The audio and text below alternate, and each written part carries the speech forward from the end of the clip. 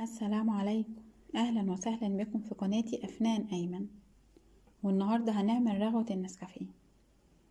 المقادير: كوباية سكر وكوباية مية وكوباية نسكافيه او قهوة سريعة الذوبان، اختاري الماركة اللي انت حابة.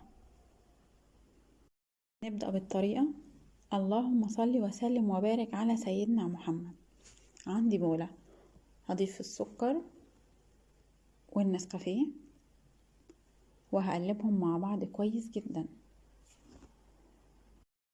الوصفة دي تقدري تعمليها وتخزنيها في الفريزر لمدة شهر، احسن من الاكياس اللي بتيجي جاهزة. وكمان احنا في الشتاء بنحتاج مشروبات سخنة كتيرة. هضيف المية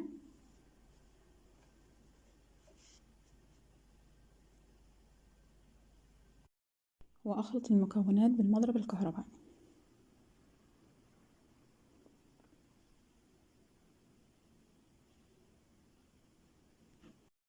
وهنا ابتدت الرغوة تتقل معايا، بس برضو مش ده القوام اللي انا عايزاه.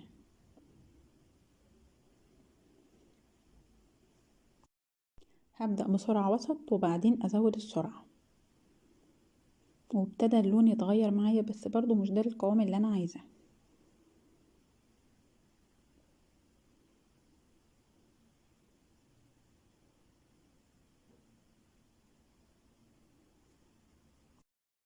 خلي ايدك ثابتة وما تحركيهاش بسرعة علشان الخليط يتماسك معاكي. والخطوة دي محتاجة مضرب كهربائي، لو استخدمت المضرب اليدوي هياخد منك وقت كبير جدا على ما توصلي للقوام اللي انت عايزاه. وهنا ابتدي الم الجناب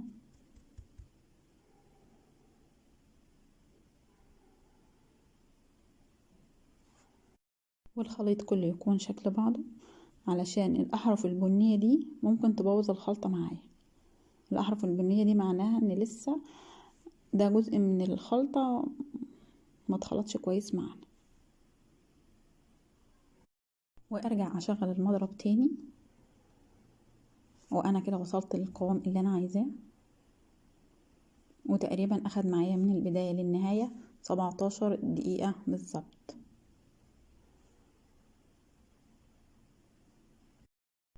وهنا رغوة النسكافيه بقت جاهزة معايا، هضيفها العلب تخزين.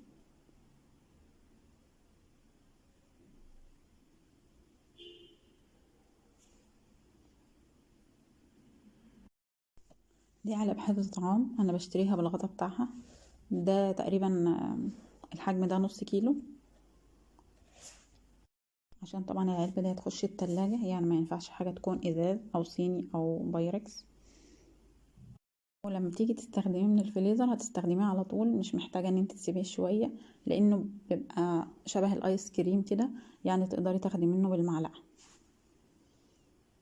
وطريقة التقديم: هضيف معلقتين صغيرين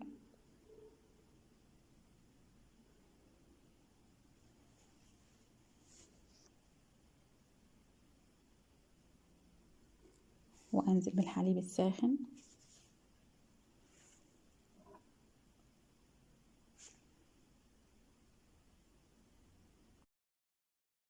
ولو انت بتشربي سكر زيادة تقدري تضيفي نص معلقة سكر للحليب.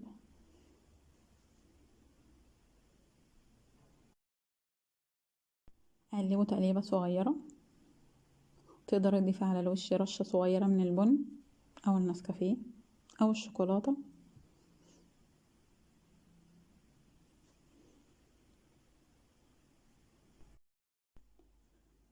ودي طريقتي المفضلة: بجيب مج اكبر شوية وبضيف برضو معلقتين صغيرين وانزل بالحليب الساخن